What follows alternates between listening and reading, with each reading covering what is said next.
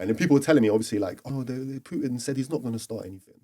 I'm like, you know, the average person, you kind of like have to try and explain to them, or sometimes it's just like taxing to even try to go down the road where, you know, how much history do I have to explain? Or I even have like people now that are just like, why doesn't Ukraine just give up?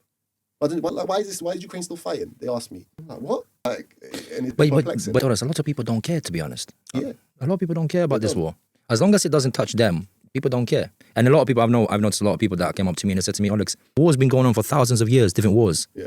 And some people just saying, because thousands of years, different wars been going on, why do we care if Russia and Ukraine is having a fight? Yeah, so I mean, look, you know, there was a big thing made about like the West is helping Ukraine because they're white.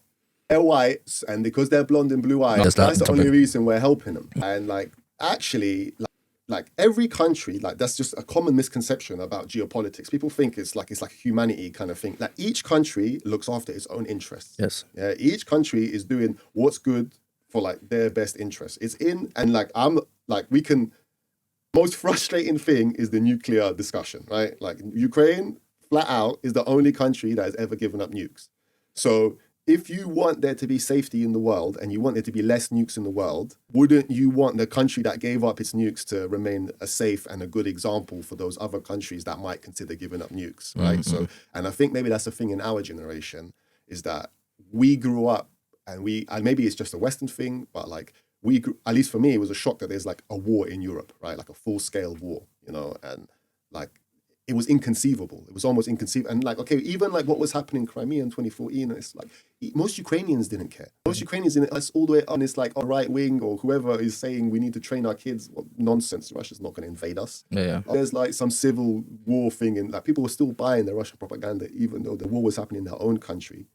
And it's like, I don't expect anyone in a foreign country to care about what's happening in a different country. You know, that's fair enough. You know, like that's like cool, you know, but politically, governmentally, right, like policy-wise, if we're going to get into policy, again, we mentioned the nuclear thing, right? But again, secondly, like the proximity to the war for European countries is a lot closer than, say, like other countries, say in Africa or North Koreans or Chinese, they've been helping Russia. Like the Chinese helped Russia. From day one, they attacked the infrastructure. They took down the systems. That's why the first day was complete panic. I remember that first day.